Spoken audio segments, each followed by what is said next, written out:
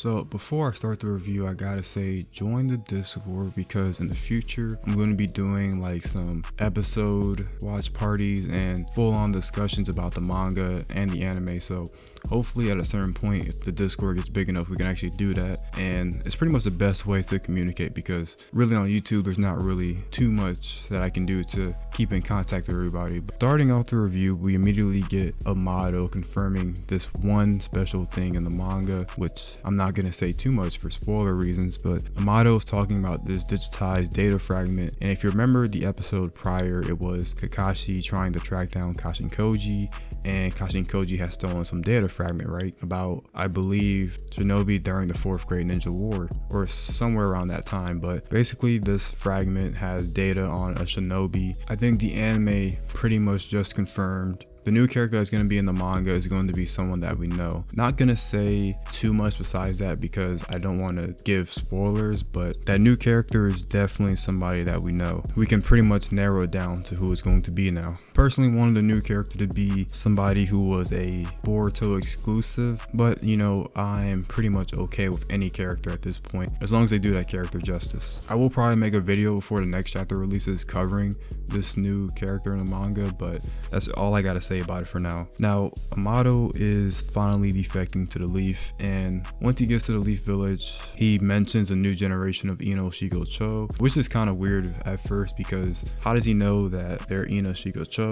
It is weird at first, but Ino Shigocho is sort of a well-known group, or it was a well-known group, and it doesn't surprise me that Amado knew about that. But there are some things later on in the episode to where Amado starts saying very personal information about some of the characters, where you're kind of like a little bit confused to how he knows about who these people are, right? So Amado has definitely done his research to figure out who is who in the Leaf Village and to who he should be addressing. So very articulate from Amado doing his due diligence to research thoroughly. One thing that didn't show in the manga was how well equipped Amado's suit was with scientific ninja tools. If you notice, Amado used some sort of fork thing from his jacket to sort of nullify Shikadai's jutsu, and he also had this thing in his wrist to where he knocked Shikadai out for a quick moment. Seems like Amado just has scientific ninja tools just on his person at all times. So think of Amado sort of like a Batman with just a whole lot of tools, or an Iron Man with like a whole lot of tools. He just has a whole lot of scientific ninja tools at his disposal, and that seems kind of crazy that he just has that stuff like on him in regular clothing. But yeah, it just seemed a little bit too convenient that Shikadai was training and, you know, Jin was there too. So definitely Amado played this out very well, and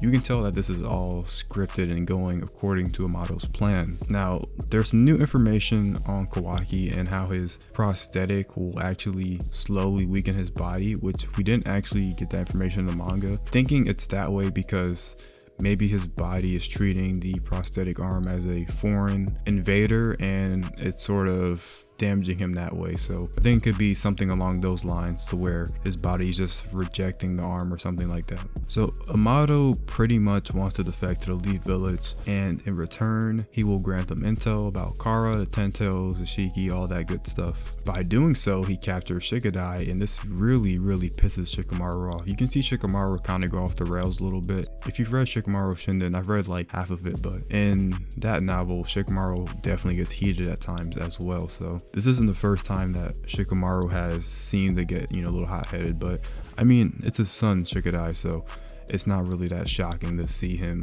sort of get that pent up. There's also another thing kind of pointing towards the manga, to where Katasuke says he wants to work with Amado, which will be very relevant in the future. So I think that if you're watching this, you should probably take note of that as well, and just remember that line for later. But nearing the end of the episode, we get Jigen and Kashin Koji talking, and I don't remember it being like this in the manga, to where they were both sitting down. They're both sitting down talking, and Jigen's like, yeah, I know you guys betrayed me. You let Kawaki escape out the airship, and I know you were behind it all along. This is kind of nearing the end of the episode, but Kashin Koji then gets stabbed in the back.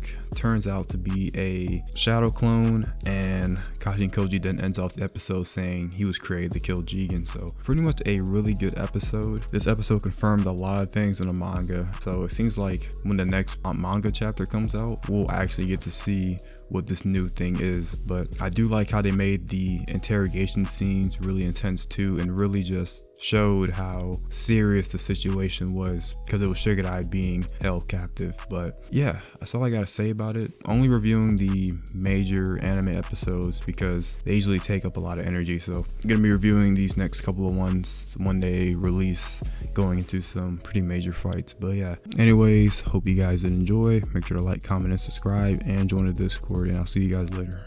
Peace.